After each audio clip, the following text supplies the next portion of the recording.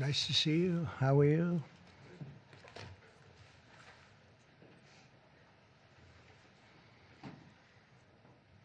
We have a lot of athletic talent and great people behind me.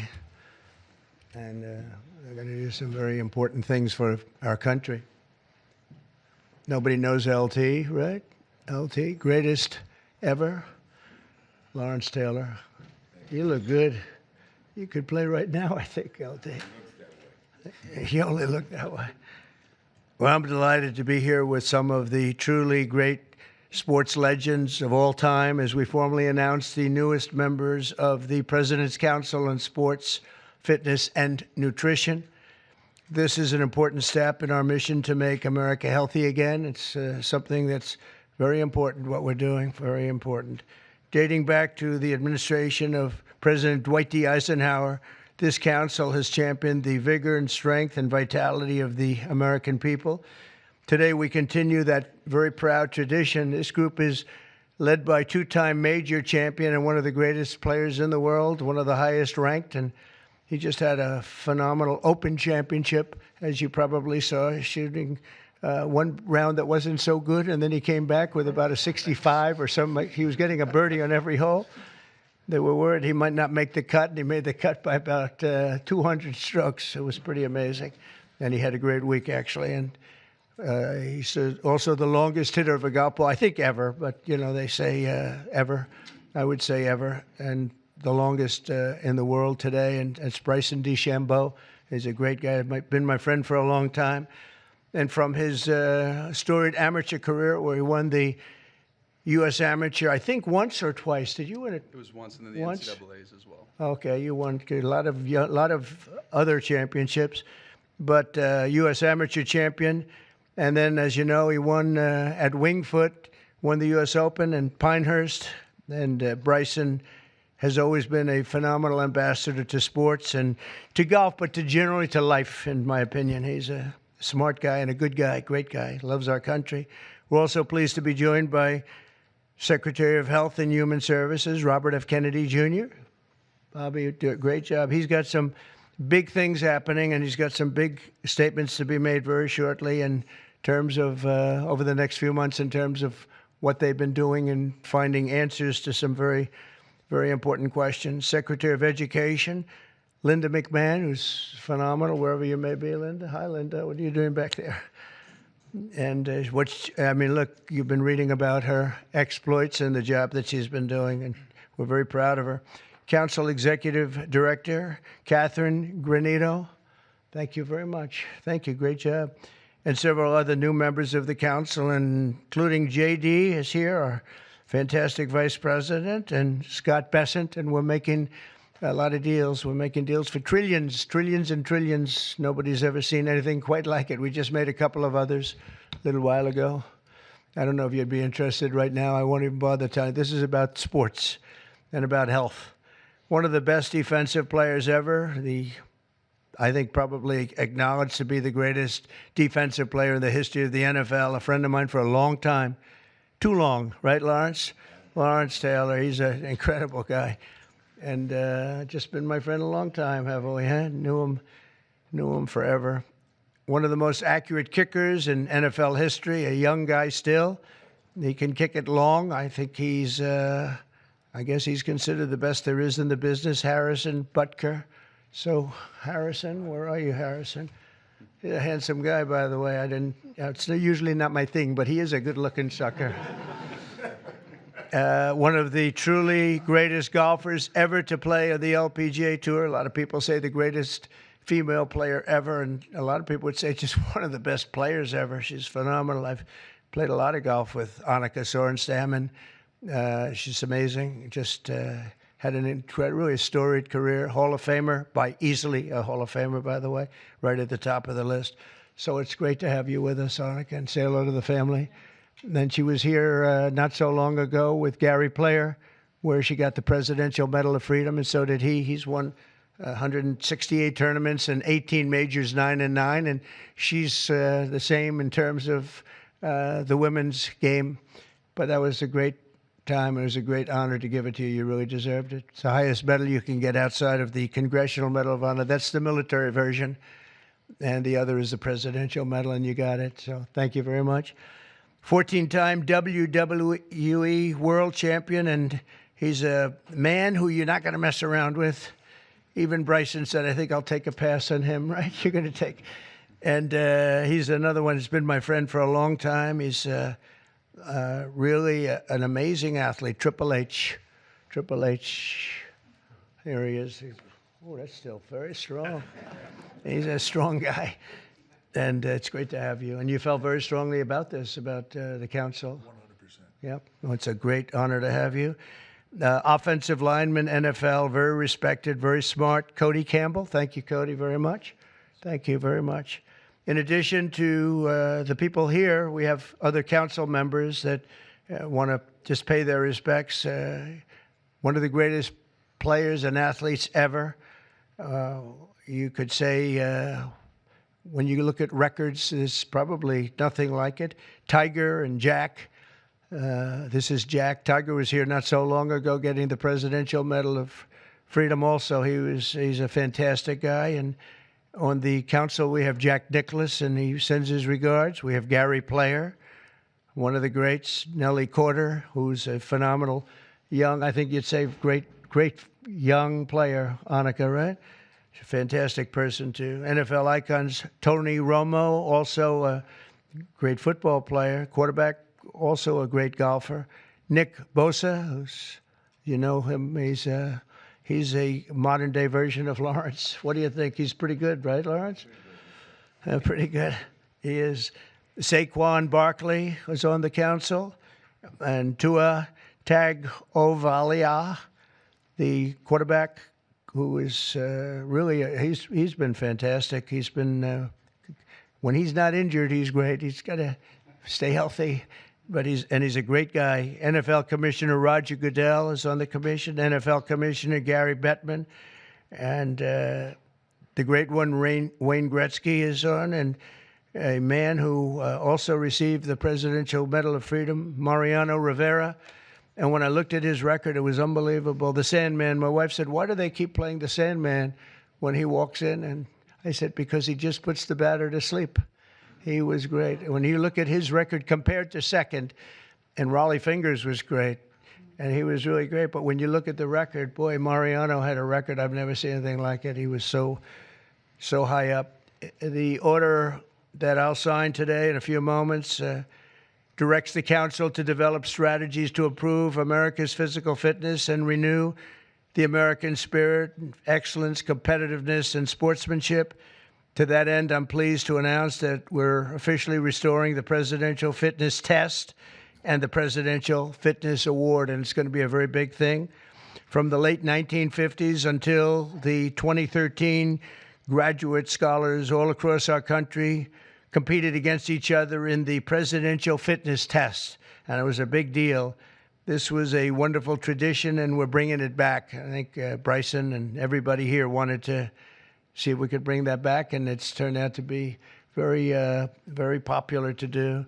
My administration's also pressing forward with the important reforms in sports and athletics, and the group behind me and the others that I mentioned and others that I've asked to join. We have many great athletes I've asked to join the council, and we're going to let some of them come in.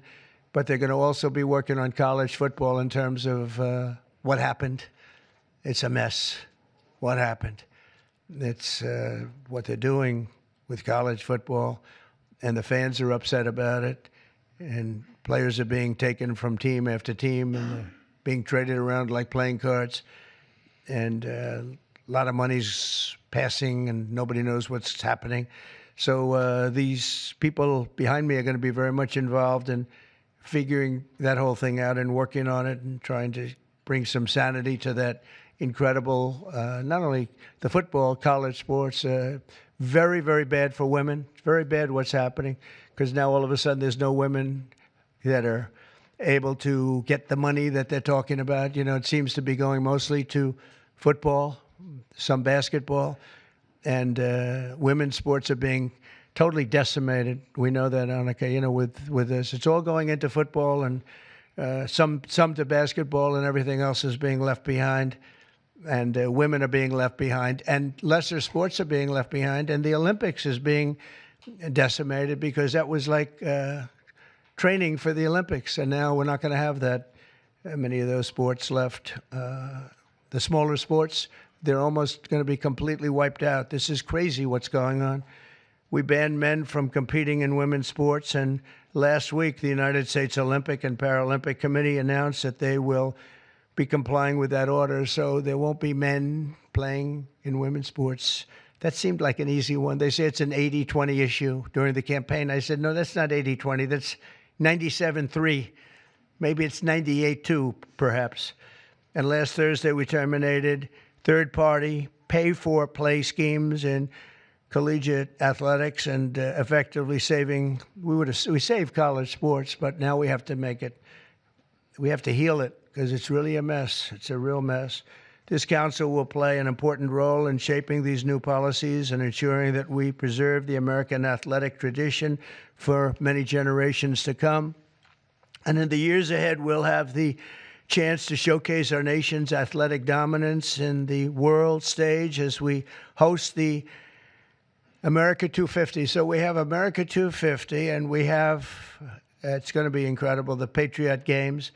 But we have the Ryder Cup, we have the President's Cup, we have the 2026 FIFA World Cup. So we have the World Cup here, we have the 2028 Olympics. So when they cheated on the election and they picked somebody that wasn't supposed to be there, I was very upset before that, because I got the Olympics and I got the World Cup. I was the one that did it. I can't say I got America 250. It just happened to be 200. I'd like to take credit for that, but I don't think I'll be able to. But we have a big thing coming up. But I was very upset because I got them, and it was skipped an election season. And so it took place in the next term, after the term that we were supposed to have. And I was extremely angry. And then when I won, I said, wait a minute, I think I just picked up the Olympics and I just picked up the World Cup. So it worked out sort of cool. But I want to again, thank everybody in the council. They want to work, too. These are people that really, we only do it by request. And people, they want to work and they want to make things better. And I hope they can make college sports better. They can heal it. They can find a solution. It's not going to be that easy. But you have a lot of smart people. So I'd like to begin by introducing Bryson to say a few words. And then we'll have Triple H, and we'll have a couple of other people say something. And then I'm going to sign that good-looking couple of pieces of paper. And it means a lot. It's going to be a very important council, and thank you all for being here. Bryson, please.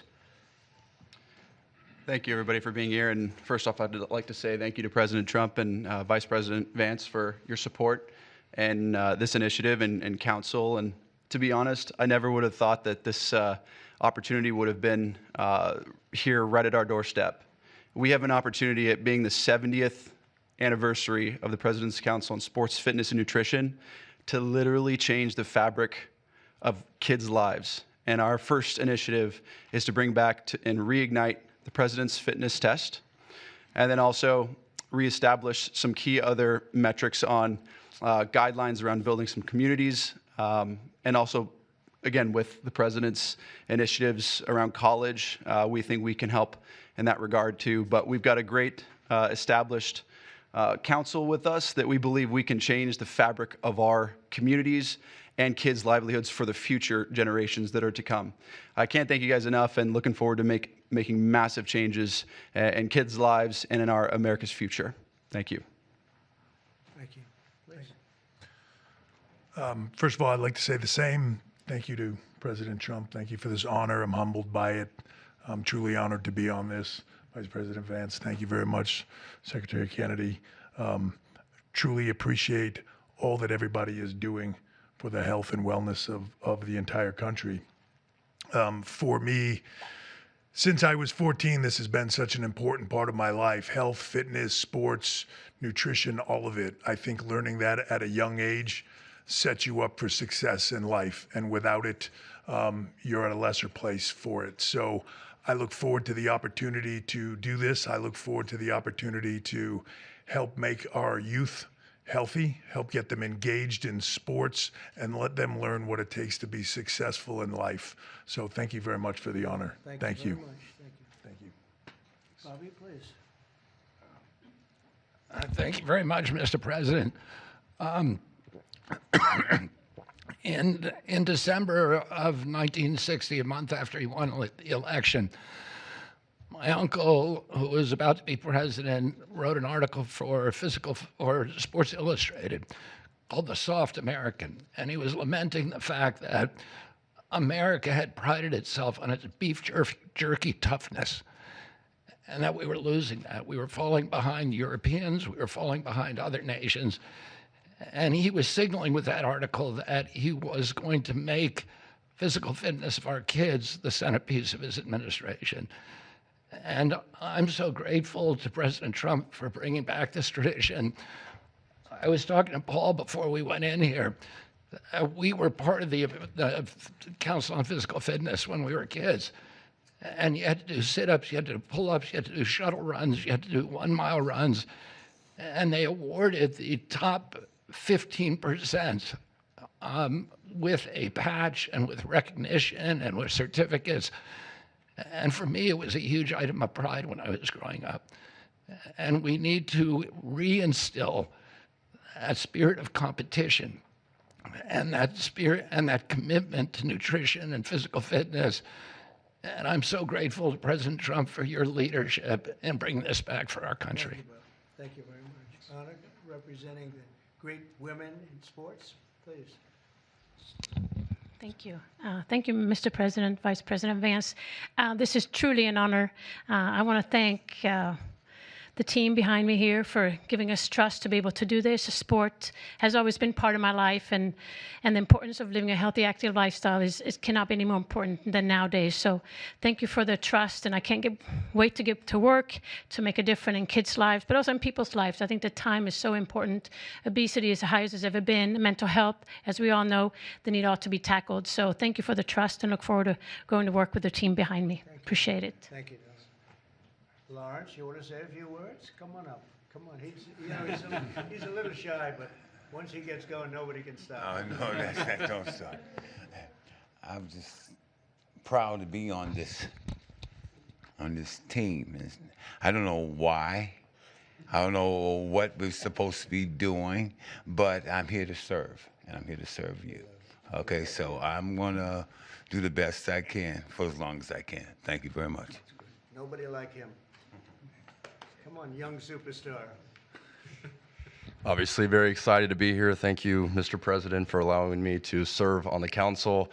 Just excited to do my part to help make America healthy again, to help our youth be healthy and thrive and grow up and be great citizens of this country and be great family members and contribute to this great country. And I think you have to be strong in mind, in body, and soul. So thank you so much for allowing me to be here. Thank you. Thank you very much. Okay, sure, sir. Well, thank you all, and thanks to the president for setting up this important commission. Thanks to all the great athletes for lending their credibility to it. I think all of us who have young kids at home just know that kids are healthier, they're happier, they do better when they're out there, they're being active, they're playing in sports, they're hanging out with their friends. I think all of us have thought at one point in the last few years that kids spend a little too much time on their phones, maybe a little bit too much time in front of the TV, and we just want kids to do better. We want them to be healthier, we want them to be happier, and we know that getting out there, playing in sports, and being active and healthy and physically fit is a critical part of this. So all due credit to the President and Secretary Kennedy's leadership. This is all about just making our kids better citizens, better people, and happier in their daily lives. And I think this is a great team to get it accomplished. Thank you, sir. Okay, let's sign this. Linda, come on. We'll sign this for Linda. She's doing pretty well, right? Linda's amazing. Good job.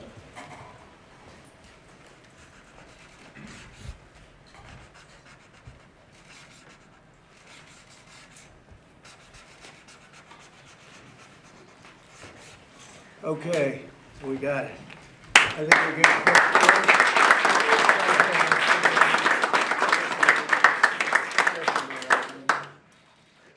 Okay. We'll pass them around, please. Okay, here you go. Thank you. Okay. That is Not signed with an auto pen. There's no auto pen. We don't want auto pens in the White House.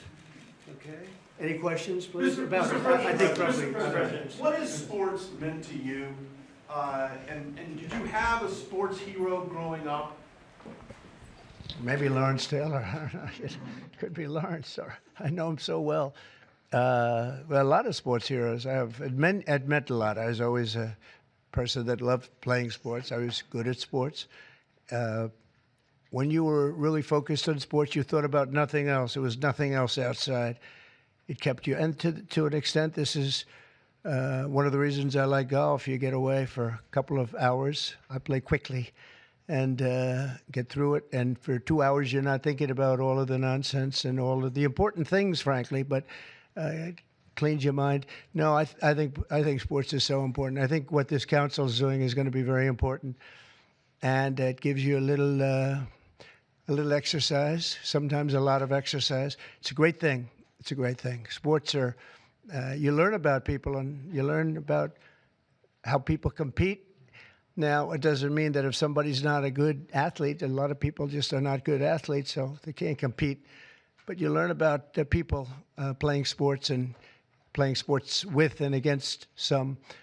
So I've always loved it. It's been very important to me. These people are, inspirations. These are the top people in their individual sports. The council itself, I mean, they have some of the greatest champions, for the most part, the greatest champions in their sport. So they really understand sports, and understanding it's very important. Thank you for the question. Yeah, please. Please, go ahead. Yeah, Mr. President, can you talk about your plans for the new ballroom that was announced today? Yeah. And the $200 million, that's going to be paid for by yourself as By well me, as yeah. private donations? It's a private thing, yeah. I'll do it, and we'll probably have some donors or whatever, but it's about $200 million. So we've been planning it for a long time. They've wanted a ballroom at the White House for more than 150 years, but there's never been a president that was good at ballrooms. I'm really good. In fact, I looked at one that we just built in Turnberry in Scotland, and it's incredible. We're good at building. I'm good at building things, and we'll get it built quickly and on time. It'll be beautiful, top of the line. We've retained the best architects and engineers, everything else. It'll be built over on the east side, and it will be beautiful. It'll be views of the Washington Monument. It won't interfere with the current building. It'll be near it, but not touching it, and pays total respect to the existing building, which I'm the biggest fan of. It's my favorite place. I love it. But they've wanted it, and when they have big events, you entertain the president of China or the president of any place, and you have big crowds. They've always had to get a tent. And you've probably been to some of them, Bobby. When it rains, it's a disaster. And the tent's 100 yards. That's more than a football field away from the main entrance. And people are schlopping down to the tent. It's not a pretty sight. The women with their lovely evening gowns, all of their hair all done, and they're a mess by the time they get. And they've always wanted to have it. And I said, in the first term, I said, if I get another shot at this, I'm going to do a ballroom. I was pretty busy in the first because I was running the country, and I was also fighting for survival with all of the lunatics I had to beat. But it worked out, obviously, it worked out very well because here we are. But I always said I was going to do something about the ballroom because they should have one. So we'll be leaving it. It'll be a great legacy project, and I think it'll be special. You saw some renderings of the initial. I think it'll be really beautiful. No government dollars at all. No government dollars, no. Canada week between its executive order, trade, Russia, Gaza, but also the family of Virginia Giuffre released a statement overnight in response to some of the comments that you made this week. You said that Jeffrey Epstein stole people from Mar-a-Lago. At the time, did you know why he was taking those young women, including Virginia? No, I didn't know. I mean, I would figure it was ABC fake news that would ask that question, one of the worst. But no, I don't know really why. But I said, if he's taking anybody from Mar-a-Lago, he's hiring or whatever he's doing. I didn't like it, and we threw him out. We said we don't want him, at the place. This is a story that's been known for many years, as you know. But it's, I didn't like it that he was doing that. Yeah, please. If Canada moves forward with Palestinian state, Say it again. If Canada moves forward with recognizing the Palestinian state, is that a deal breaker for you? Well, we're going to see. No, I didn't like what they said, but that's That's their opinion. I didn't like that. Not a deal breaker, but we haven't spoken to Canada today. He's called, and we'll see. But we have made a few deals today that are excellent deals for the country. You know, we're taking in literally trillions of dollars for the country. This is making our country very rich and respected again. We have, you know, I tell these people, and I say it as much as I have to say it, but every leader is at NATO, and I was in the Middle East with the three great countries, three great leaders, Qatar, you know, Saudi Arabia, UAE, and everybody said the same thing. All of the NATO countries, essentially, they said that we were a dead country. 1 year ago, we were a dead country. Now we're the hottest country in the world. Look at you people. We're the hottest country anywhere in the world. We're doing great. Yeah, do you have a... Canada currently. What's the holdup with the negotiations with Canada? Well, they have to pay a fair rate. That's all. It's very simple. They have been charging very, very high tariffs to our farmers, some over 200%. And they've been treating our farmers very badly. They've been treating our country very badly for years. And look, we like Canada. I love Canada. I have so many friends in Canada. But they've been very poorly led. They've been very, very poorly led. And all we want is fairness for our country. That's all. You know, they want to be under the, as we call it, the Golden Dome. And I said, well, you know, you're going to have to pay for that. They want a lot of things from our country, and for years we did it. We basically protect them with our military. They spend very little money on their military, as you know. Not an acceptable amount of money. Yeah, please. President, your tariffs policy goes into effect tomorrow. Yeah. As you know, a federal appellate court today heard oral arguments about whether or not you had the authority to unilaterally impose those tariffs. I'm not going to get you to weigh in on the legal arguments, but you're weighing your decision to do that, your authority to do that, based on a 1977 law. It's never been invoked before. Why didn't you invoke this law? Well, we've been winning all along. I just want to ask you, why didn't you invoke this law in your first term? You could have taken in billions upon billions of dollars in your first term, but you waited until your second term. Yeah, because in my first term, I was fighting lunatics like you who were trying to do things incorrectly and inappropriately to a president that was duly elected. And we did do certain tariffs in the first term. If you look at China, we took in hundreds of billions of dollars from China. But when COVID came, the last thing I was going to do is tell France and Italy and Spain and a couple of other countries that we're going to hit you with tariffs. We had to fight the COVID situation when that came. But if you look at my first term, we took in hundreds of billions of dollars worth of tariffs, but you people didn't cover it very well. Yeah, Mr. go ahead. President, thank you so much. I'm representing the foreign poll today. I'm asking you two questions on foreign policy. The first one, do you plan to re-engage diplomatically with Iran, go with direct talks with them, or are you happy with the current situation, having no deal with Iran? Well, Iran has been acting very badly. They were decimated. Their nuclear capability, that potential, which could have happened within 3 or 4 weeks, was decimated. It's been obliterated. The Atomic Energy Commission said the place is just decimated. Now they can start again, but they'd start in different sites because they were hit. I tell you what, the job these pilots did with their B-2 bombers, those unbelievable machines, they traveled 36 hours without stop, and they hit every single target. Every bomb hit they went right down the chutes. And then, as you know, we shot 30 rockets from submarines that were hundreds of miles away, and they hit every target.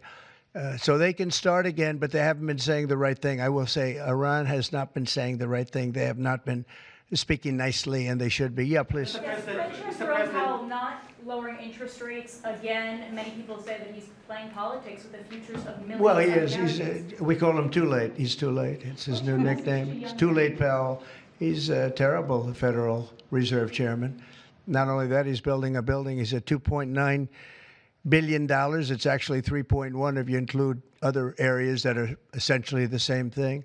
Way over budget, has no idea what he's doing. And I would say he's probably good at that compared to what he does with interest rates. But, you know, we have him there, and it was a mistake. I put him in, and then Biden extended him. And Biden only extended him because he knew I couldn't stand him.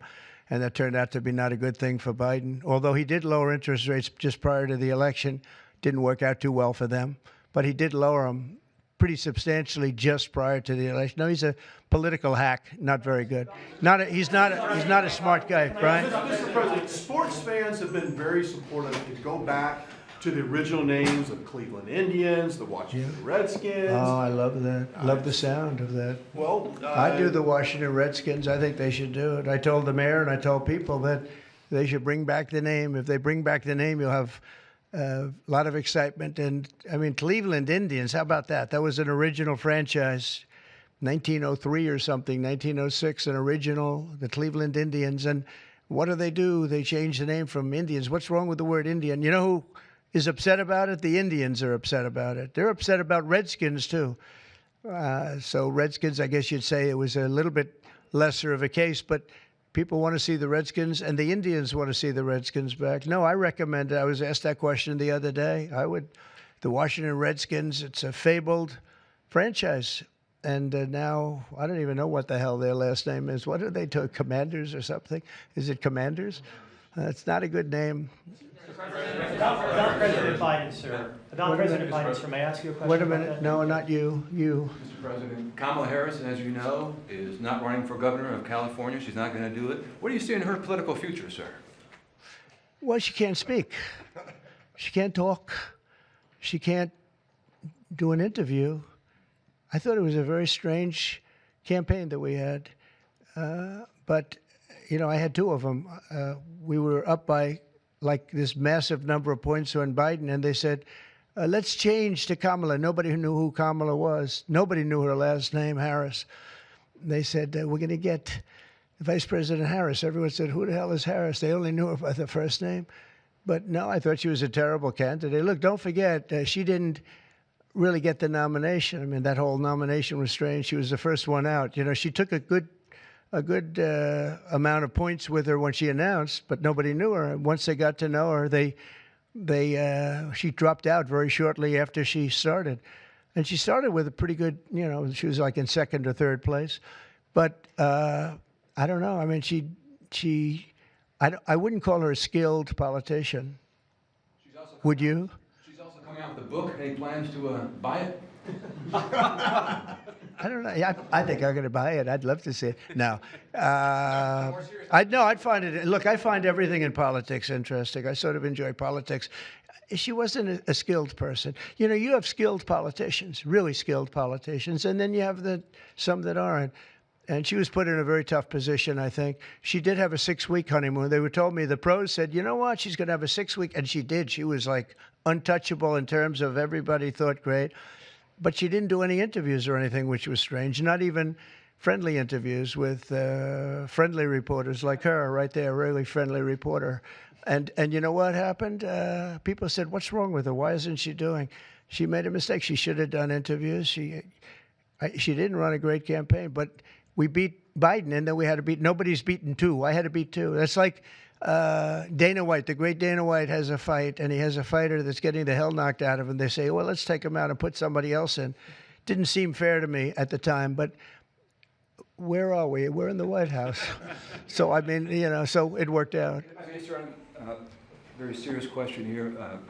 Russia today hit Kyiv with missiles and drones, more than 100 people, kids. I think it's disgusting. Russia, I think it's disgusting what they're doing. I think it's disgusting. This is Biden's war. It's not my war. But I said if I get in, I'll try and get the thing stopped. But I think what Russia's doing is very sad. A lot of Russians are dying. You have a lot of Russians. More Russians are dying. But Russians are dying. Ukrainians are dying. You know, the United States isn't really involved in that war. It shouldn't be. And by the way, I made a deal with NATO where NATO pays us for everything that we send. We send them ammunition, missiles, etc. And we're not paying anything for that war. But I will tell you this, it should be stopped. It's a disgrace. And the ones that are dying are they're losing 7,000 now. It was 5,000. They're losing now 7,000 soldiers a week, Ukrainian soldiers and Russian soldiers. And they're also losing people now in the towns and cities because Putin's hitting them with rockets. No, I think it's disgraceful. You have a 10-day deadline. You imposed a 10-day deadline. Yeah, we have about 8,000. Yeah, we're going to put sanctions. I don't know that sanctions bother him. You know, they know about sanctions. I know better than anybody about sanctions and tariffs and everything else. I don't know if that has any effect, but we're going to do it. Europe is extremely upset. But this is a war that should have never happened. This is a war that wouldn't have happened if I were president. And this is Biden's war. This was a stupid war to get into. Should have never gotten into this war. Steve Witkoff is traveling to Israel. Yeah, going to Israel, and then he's going to Russia, believe it or not. Representative Marjorie Taylor Greene has said that what is occurring there is a genocide. Do you agree? Oh, it's terrible what's occurring there, yeah. It's a terrible thing. People are very hungry. You know, the United States gave $60 million for food, and it's a shame because nobody, you know, I don't see the results of it, and we gave it to people that in theory are watching over it fairly closely. We wanted Israel to watch over it. Part of the problem is Hamas is taking the money and they're taking the food. But we gave $60 million a couple of weeks ago. Nobody said anything about it. Nobody said thank you, but I didn't need the thank you. I just wanted the people to get fed, and we're helping out financially with that situation. It's a terrible situation. So just to conclude, I want to thank everybody for being here. I want to thank you for being here. This is a great group of people, and it's a good feeling. You know, when we first came to office, this country was really in trouble, and now we're rich as hell, and we're doing amazing things, and we really are. We're the hottest country in the world, and I like that. Thank you very much, everybody. Thank you. President, can I ask you about lighting, Mr. President? Can I ask you about lighting?